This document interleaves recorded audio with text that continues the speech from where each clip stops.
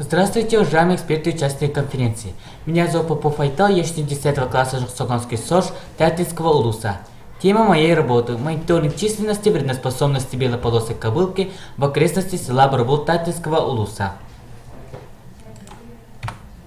Актуальность. Тятинский улус – один из крупных сельскохозяйственных улусов в республике Саха-Якутия. По данным Госкомстата, в улусе за последние 10 лет численность крупного рогатого скота и лошадей почти достигла той численности, которую отмечал в советское время.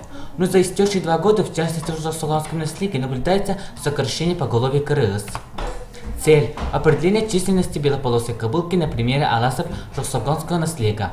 Задача – анализ литературных источников о саранчевых, определение знаний о белополосой кобылке и их взаимодействии со средой, выбор методики лова и учета, организация длительных наблюдений за численностью белополосой кобылки в естественной среде обитания, объект – белополосая кобылка, предмет – процесс исследования вредноспособности белополосой кобылки.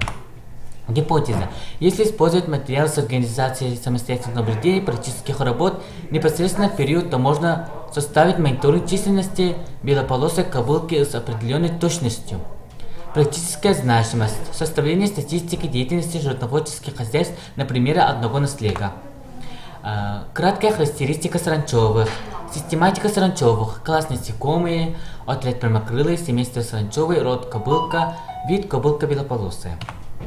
Методика выявления вредных саранчевых. Задачи и сроки обследования. Выявление вредных саранчевых, особенно на ранее неизвестных участках, осуществляется путем периодических проводимых маршрутных обследований соответствующей территории, причем сроки. Порядок и маршруты этих обследований определяются составом вредных видов данной местности и биологическим особенностям каждого вида. Вид обследований. Весенне-летнее обследование, летнее обследование. Летнее-осеннее обследование, осеннее обследование по кубышкам, весенне-летнее обследование по кубышкам. Практическая часть. Как мы видим, на этой карте изображено 3 аласа – Берег, Танграябут, Танкатай. Как мы видим, на этом слайде изображены 2 таблицы. Первая таблица – это осенняя, вторая – это весенняя. Показатели численности КРС и заготовка сена в Жоксоганском наследии по данным опросам аласа. Как мы видим, за год количество КРС и заготовка сена в тоннах уменьшился. Показатели мониторинга численности белополосой кобылки за 2 года. Большое количество белополосой кобылки замечено в Танграябут, а наименьшее в Аласе Берег. Заключение. Исследуя данные работы, мы пришли к следующим выводам. По изучению литературным источником самым распространенным является семейство саранчевых белополосая кобылка.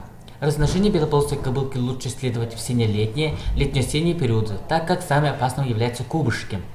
По сравнению в данные результатом Тятинского улуса и нашим показателям численности белополосой кобылки почти совпадают. По обоим обследованиям наиболее высокое возрастание численности белополосой кобылки наблюдается в 2021 году, чем в 2020 году. Причиной возрастания саранчевых зависит от погоды. Организация длительных наблюдений за численностью белополосой кобылки в естественной среде обитания помогут хозяйствам при заготовке сена. Спасибо за внимание.